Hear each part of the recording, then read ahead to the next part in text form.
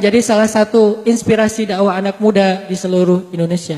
Amin, amin ya rabbal alamin. Teman-teman yang dirahmati Allah, saya pengen sharing beberapa contoh kisah hijrah di dalam pengalaman saya berhijrah. Pertama adalah kisah hijrah. Kalau saya mah taklim selalu ngelihat orang-orang baru, newbie. Jadi kalau dalam taklim saya ngelihat yang datang adalah para aktivis, saya ada rasa bersalah. Bersalahnya apa? Oh, berarti dakwah saya belum kena kepada anak main. Sehingga saya gunakan bahasa mereka, saya gunakan style mereka, saya gunakan analogi-analogi mereka. Sampai yang datang itu adalah orang-orang yang selama ini masih sangat gerah ke masjid tapi merasa nyaman sekarang. Tatoan, tapi nangis ketika sholat. Tatoannya penuh tuh. Kalau dia buka baju tuh penuh tatoan. Ada anak drifter yang balapan.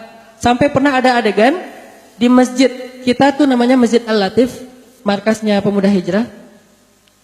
Ada dua anak pemuda hijrah yang masbuk sholat isya. Udah selesai kita sholat, mereka baru datang karena mungkin ada kegiatan. Yang satu anak metal, bajunya tuh metal banget, tatoan, rambutnya panjang. Yang satu lagi anak pembalap, dengan bajunya baju balap, jeans gitu ya, yang bawahnya sobek-sobek. Datang sholat berdua di masjid. Karena mereka masbuk dan hanya tinggal berdua, akhirnya mereka bingung nih siapa yang bakal jadi imam. Dua-duanya juga baru hijrah. Hafalannya Al-Fatihah, Al-Ikhlas. Masih mending kita. Oh, masih mending. Masih mending itu. Ada yang hafalannya Al-Baqarah ya? Iya. Alif Lam Mim. Artinya mereka dorong-dorongan, kamu aja gitu. Sampai akhirnya karena nggak ada dua-duanya yang mau jadi imam, mereka pun memutuskan dengan cara sweet. Di dalam masjid, siapa yang bakal jadi imam? Sampai 3. Siapa yang duluan menang sampai 3 berarti dia makmum. Yang kalah jadi imam. Sweet. Dan kita ngelihat dari luar masjid, Masya Allah, ini pemandangan yang baru nih. Orang baru hijrah, terus ada improvisasi dalam ibadah.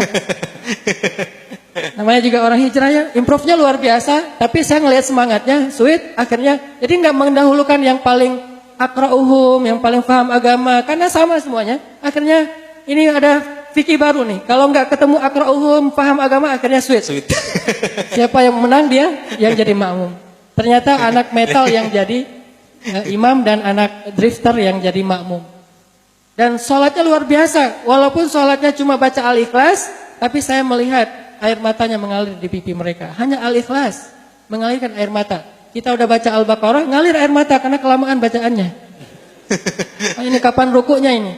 Saya pernah sholat di Mesir. Satu malam tarawih cuma 11 rakaat, tetapi satu malam itu 15 juz. Masya Allah. Dan saya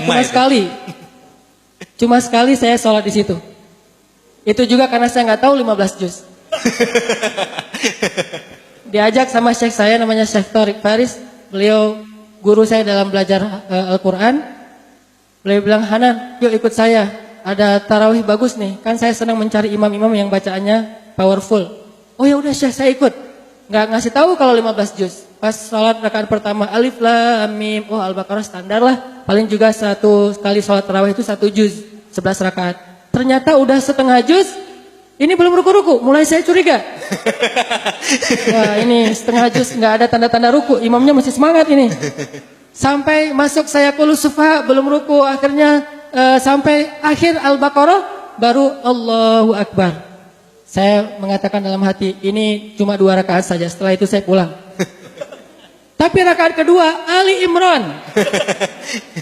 Saya pikir rakaat kedua mungkin dia udah capek, paling juga Al-Ikhlas atau apa. Ini Ali Imran jadi hampir 4 juz dalam 2 rakaat saja. Sehingga kita sholat tarawih dari Ba'da Isya, selesai tarawihnya menjelang subuh. Hampir gak sempat makan sahur. Dan kedepannya saya ngajak lagi, saya bilang saya pilih yang dekat-dekat saja. Itu satu-satunya masjid di Mesir yang tarawihnya 15 juz, yang lain rata-rata 1 juz. Cuma ini masjid para hufaz dan mereka khatam sebulan 15 kali.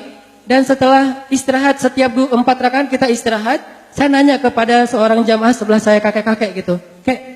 Kakek belajar di Al-Azhar? Kata beliau, enggak, saya enggak pernah kuliah.